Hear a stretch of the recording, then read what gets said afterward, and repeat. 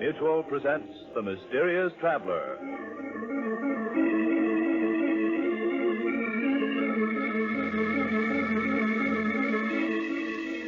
This is The Mysterious Traveler, inviting you to join me on another journey into the realm of the strange and terrifying. I hope you will enjoy the trip, that it will thrill you a little and chill you a little. So settle back, get a good grip on your nerves, and be comfortable, if you can, as you hear the story I call The Man in the Black Derby.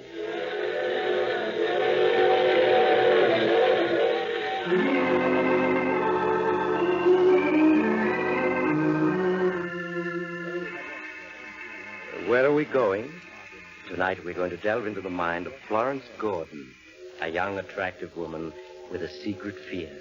A fear that is buried deep in her subconscious, but of late has more and more frequently crept into her conscious, leaving her pale and trembling. But it's just dusk, and Florence is entering Central Hospital to visit a friend who's a patient. As she walks to the information desk, an uneasy feeling comes over Florence. For a moment, she stops and glances around the lobby of the hospital, as if searching for someone, and yet not sure what this person would look like. As she stares at the people about her, a nurse approaches. Is anything wrong, miss? No, there's nothing the matter. You seem so nervous, huh?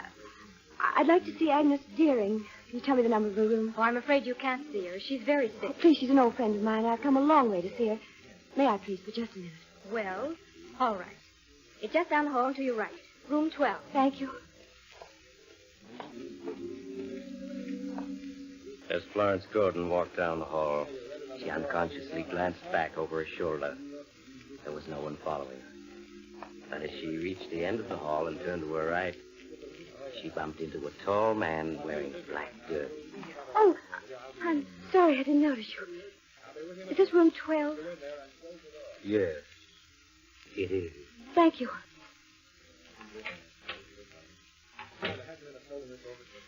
Hello, Agnes.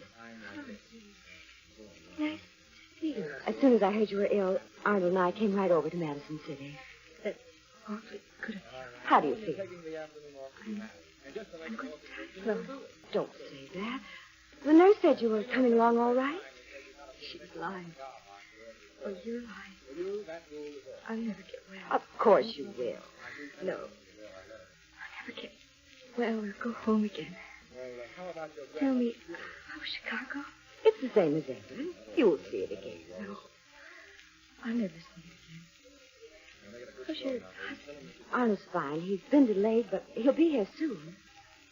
It's going to be good to see him again. I haven't had many visitors. Agnes, that man outside your door, isn't he a visitor? A man outside my door? Yes. He's wearing a black derby. He looks familiar. Black derby? Black derby. It's all very black. I'm going to die, Florence. Springtime. Look at the pretty flowers. They all have black derbies. I'm afraid you'll have to leave now. Yes, nurse. I'll come back later. Bye. Goodbye. Oh, you're still here. Yes, I am. Are you a friend of Agnes's? Yes, I'm a friend. If you'll excuse me, I'll go in to see her now. No, she's delirious. The nurse won't let anyone in now. She'll let me in. That's strange. Where have I seen him before? He frightens me. Such a strange face. Oh, Poor Agnes, she looks so thin and pale. It's so terrible she's going to die. What a terrible thing it is to die. My purse. I left it in Agnes's room. I gotta go back. No one's here. Agnes. Agnes.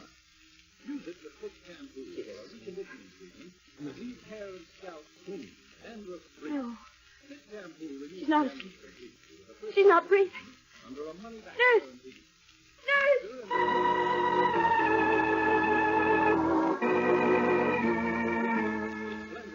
A moment later, in answer to Florence's cries, a nurse came running into the room. The nurse quickly summoned a doctor, who, after a brief examination, pronounced Agnes Deering dead. Florence, weeping hysterically, was led out of the death room by the nurse. Well, a few minutes later, Florence's husband, Dr. Gordon, arrived and took her back to the small hotel where they were staying. He gave her a sedative. He sat by the bedside, holding her hand until she fell asleep. When Florence awoke the next morning, her husband introduced her to Dr. Richard, an associate who was a psychiatrist. For both men listened quietly as Florence spoke of what occurred the previous evening. Oh, I know they were dreadful. She was lying there so sick and pale. And then she became delirious. When I came back for my purse, she was dead. Poor Agnes, she had a tough time of it. Did you know Agnes Deering, Dr. Richards? Yes, she came to my office once. There was nothing I could do for her. Nothing at all. The man with the black derby. He had something to do with her death. Darling, what man with the black derby? He stood outside the door of Agnes's room. Just stood there. Right after he walked in, she died. I see. Then you attribute Mrs. Deering's death to the man in the black derby? Yes. I know it sounds foolish, but he seemed to wait for the proper moment to walk in. It frightens me. That man has something to do with death. Now, please, Florence, you'll get yourself into a state again. I can't help it. There's some horrible connection between that man and her death. I saw him come in here. You were on the elevator with I've seen him before. I know I have. Can you remember, Mrs. Gordon, where you've seen him before? Think about it. No. No, I can't. That man had the face of death. Don't you think, Mrs. Gordon, that death is something that happens? What makes you think he's here? It isn't somebody. I know. I know inside of me that he exists. Tell me, what do you fear most? I suppose death. None of us want to die. That's only natural. But to be concerned with death constantly is the sure way to die. Suppose you come down to my office. We'll have a chat. I'm sorry, Dr. Richards. I'd rather not. Please, Florence, it would be better. You're not afraid of doctors, too, are you? I don't believe there's anything the matter with me. No. I just know that the man in the black derby has something to do with death.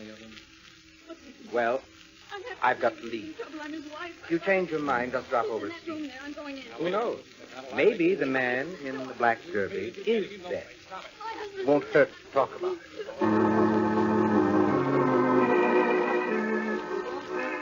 With this last suggestion, Dr. Richards said goodbye to Florence and left. Arnold told his wife he would return in a minute and followed Richards to the hotel corridor. There he questioned Richards anxiously. Well, Doctor, what do you think? This fear your wife has of death, its very intensity shows how deep-rooted it is. She needs treatment. Yes, I've felt that all along, but you heard what she said. She absolutely refuses to place herself under your care. Yes, I know. Don't urge her to see me. You'll only antagonize her. I think that in a very short time she'll come to see me for treatment of her own will.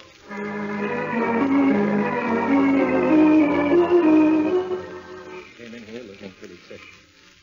Well, darling, we'd better go to bed. It's very late. I'm not sleeping.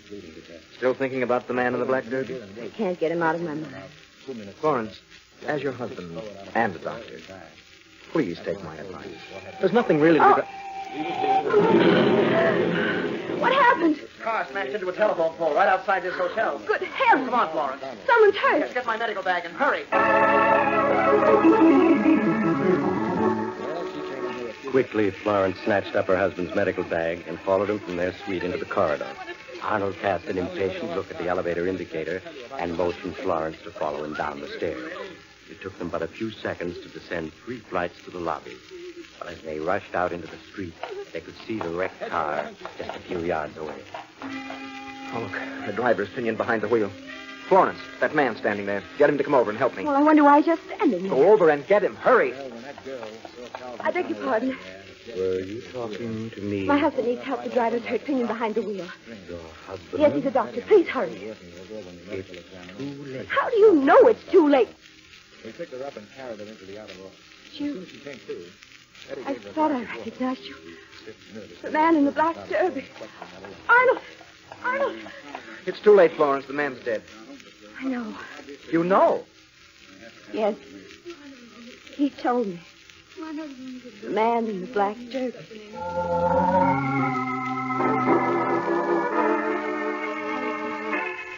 For a long moment, Arnold stared at his terror-stricken wife, then took her gently by the arm and led her into the hotel and up to their suite. There he gave Florence a sedative and watched her fall into an uneasy sleep. The next morning, when Florence awoke, she said nothing about the man in the black derby, but all day long she kept looking nervously out the window, and the slightest noises made her jump. As night came, he paced up and down the room, unable to sit still.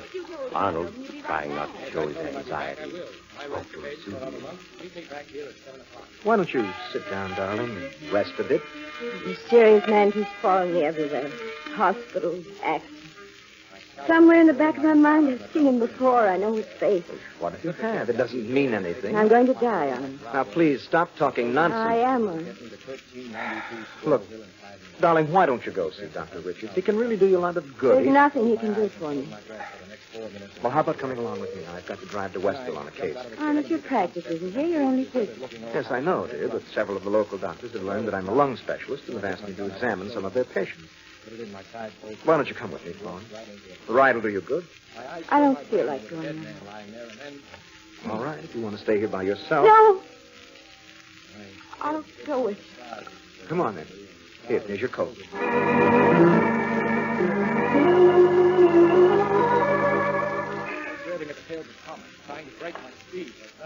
It's such a dark night. Yes, it is dark tonight. Door of the car. It's open. Oh, that's right. Well, I must have left it open myself. You're always so careful about locking the car. Now, look, Florence, don't start your imagination going again. Believe me, it wasn't the man in the black derby. I simply forgot to shut the door. Now, please, get in. How far is it to Westville? Oh, about 10 miles. Such a lonely road. Ah, that makes it even better. You can be sure you won't meet anyone, especially your mysterious stranger. Arnold, why do you keep looking in the mirror? Why, it's just a habit. I always look in the mirror. There's no car behind us. Well, it's just a habit, Florence. What's the matter? I thought I saw something in the mirror. I thought I saw someone in the back seat. There's no one in the back seat. Turn around. Look for yourself. It's so dark I can't see. Well, just switch the light on the side and see for yourself. Oh, there's no one. I could have sworn there was someone there. All right. Now that you're satisfied, you turn the light off, huh? I can't shake off the feeling that someone else is in the car. But you must know there's no one here. You just saw that yourself. Maybe it is my imagination, but I have such a dread feeling of something terrible about to happen. It's as if... Ah! What is it? What's the matter? Stop the car! Stop the car! Why did you scream? What's wrong? I saw him. I saw him. The man with the black derby? Yes. In the mirror. He was serious. Looking straight at me. It was all... Now, calm yourself, Florence. Listen to me. Your mysterious stranger exists only in your mind. Can't you understand? I saw him, I tell you. I saw him. Florence, that isn't possible. You only think that it... What's the matter? The road. Look. A dead tree across it. It's right in front of us. Right around a blind curve. We hadn't stopped when I screamed. We would have been killed. I don't understand. I can't figure it out. I understand. It was meant for me. Do you understand, Arnold? My time is up. I'm going to die.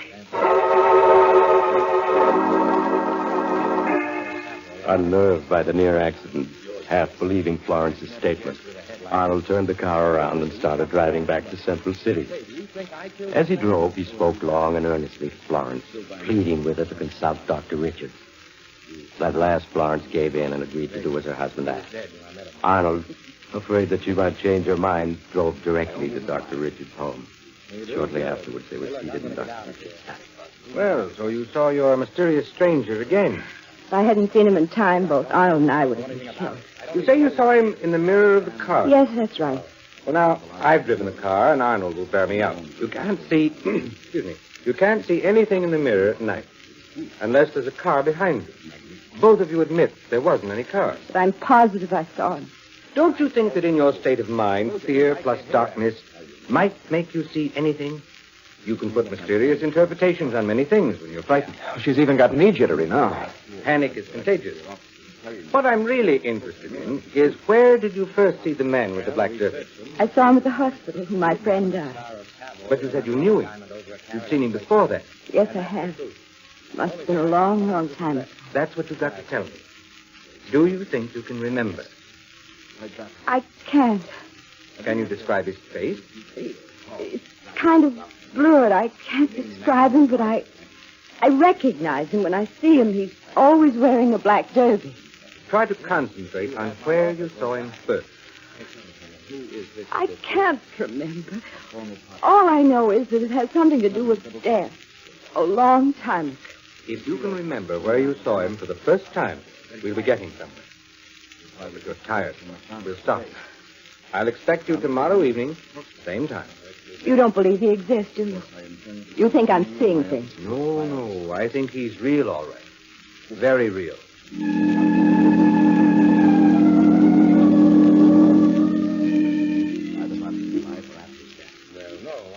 Well, how did Dr. Richards and you get along tonight? Not very well. Talked to me a long time, but I still couldn't remember anything. Well, it takes time. You've got to keep going to it. I'm not going to see him anymore. It's no use. Oh, please, darling, don't cry. I'm going to die. I'm afraid. I'm so afraid. Now, you must stop thinking about it. Florence, I'll tell you what we'll do. Let's go to the carnival, huh? They set one up right outside the town. It's been years since we've been to one. I want to stay right here. Please. As a favor to me. Will you? All right. Oh, that's good. If the man in the black derby follows you tonight, I swear I'll punch him right in the nose. A few minutes later, Arnold and Florence were driving to the carnival. Arnold trying his best to make Florence forget her feelings. They parked on the outskirts of the carnival grounds, and Florence reluctantly left the car and followed her husband toward the lights and music. Soon they were in the midst of the pushing, swirling, joy-seeking crowd. But the noise and excitement and color had no effect on Florence. She only stared at everything through unseeing eyes. Oh, it's like the old days, isn't it? Yes, like the old days. Please, darling, it's pointless to keep looking behind you. There's no one but all these people who are trying to have a good I time. can't help it. Well, just hold on a minute. Arnold, this is different. Come on, folks, get the thrill of your life. The biggest Ferris wheel in all of Wayne County. See the lights of Central City below you for 25 cents. Only $0.25. Safe, exciting, thrilling, only 25 cents. Slip right up, get your ticket. Look, here's the Ferris wheel. How would you like to go up in it? No, I don't think I Oh, will. come on. I'll get some tickets. Two, please. Yes, sir, 2 it is. Who's next? It'll be a lot of fun. Are you sure it's safe? Well, of course it is. Here, we'll take this compartment. Come on. No, I'm not going. Why, what's the matter now? Go away from here. Please. Hurry, folks. Just room for 2 more on the biggest Ferris wheel in the country. Only 25 cents, $0.25. All on. There she goes. What in the world has got into you? Why did you run away? I saw him. I saw him. Where? Sitting in the Ferris wheel. By himself. All by Oh, himself. for heaven's sake, darling, you just imagined that you saw He was him. sitting in the next compartment to the one we were going to take. Sitting there watching me. Well, I guess it's no use. We may as well go. What is it? There's something wrong. The Ferris wheel. One of the compartments has come loose. There are 2 people in it. What's more, they're going to be killed.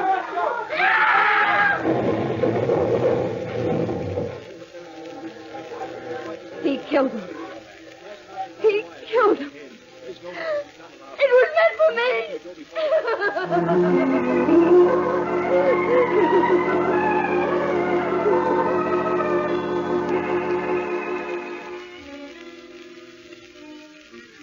Dear, you mustn't let your imagination become your master. You mustn't. Must be something like this. I've been punished. You've done nothing evil. And you're not being punished. Sooner or later, he'll catch up to me. Darling, look, I've got to go on an emergency call to the hospital. Do you want to ride with me? Why do you have to go? Well, this is an emergency operation. They need a lung specialist, and I'm the only one in town. I have to go. I won't get into the car again. I won't be long. You're not going to leave me alone. I'm afraid I'll have to. I won't stay here alone. All right, that's how you feel. Patient may die because I wasn't able to get... Well, be right back. The minute I'm through. I'll keep calling you on the phone. Keep the door bolted and don't be afraid. After all, you're in a hotel. You can get help in a minute. Please hurry right back. Please. I'll be back as fast as I can make it. Goodbye, darling.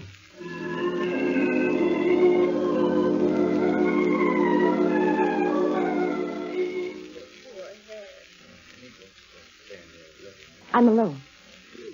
I'm really alone. There's no one here but me. No one. No one. No one.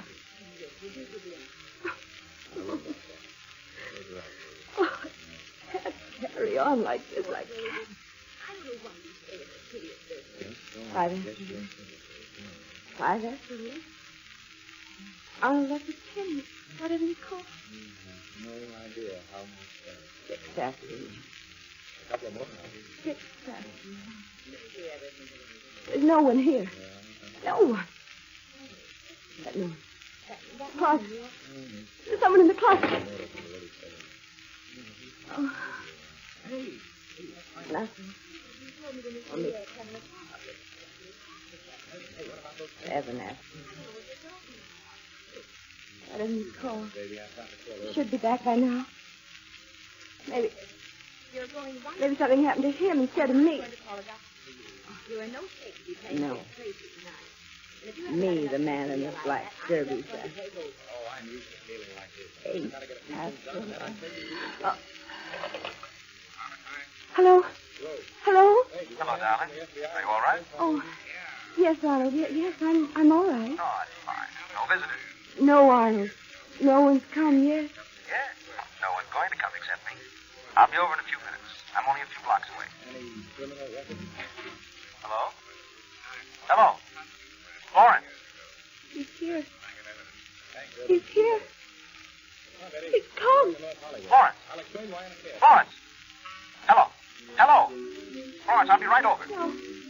Now, don't come near me, please. Come this way. We haven't any time. I won't go with you. I won't. You must. There's no time. You've got to come. Leave me alone, please. Please, leave me You alone. can't go through the door. The hotel is afire. There's another way. Come along. Help! Help! You can't go through the window. It's 3 stories down. Get away from me. If you won't come, I'll have to force you. No, I'm going to jump. There is no time to waste. I'll have You'll to. never get me. There she is. She jumped up off the tree. Hold on, Florence. Hold on. No, no. Don't let go. Don't. Oh, she jumped. All right, stand back, all of you. Florence. Florence, it's me. Arnold.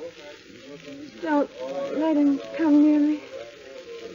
Don't let him. Can someone call an ambulance? And hurry.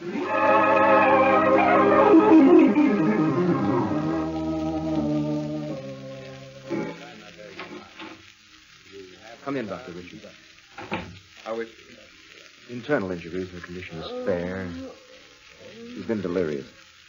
No. Mother, don't go with him. He's the man that's been following me. No. She keeps repeating that about her mother. It's beginning to be clear to me now. Please stay, Mother. Don't leave me. Oh, she's coming out of it. I've got to talk to her. Florence. Florence.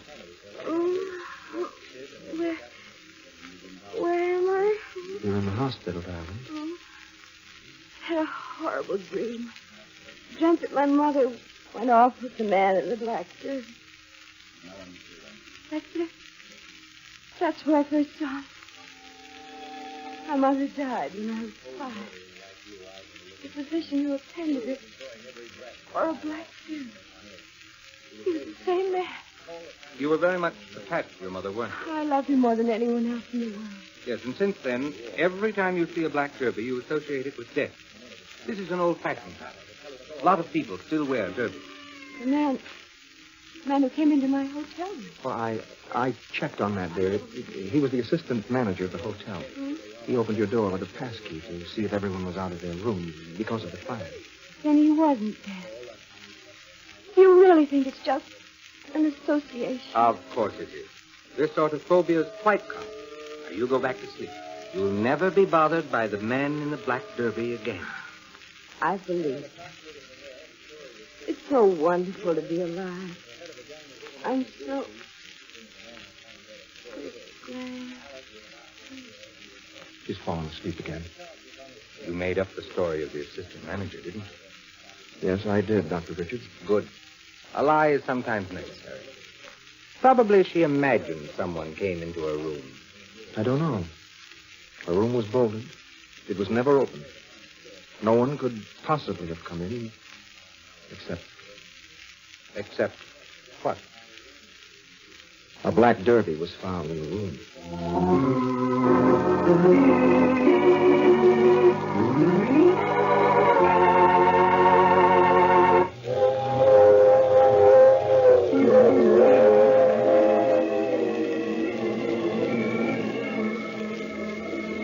This is the mysterious traveler again. How did you enjoy our trip? Very strange about that black derby that was found in Florence's room, isn't it?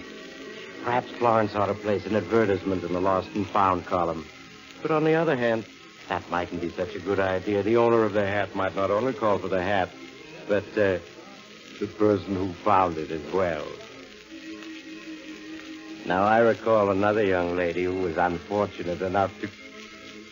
Oh, you have to get off here. I'm sorry. But I'm sure we'll meet again. I take this same train every week at this same time.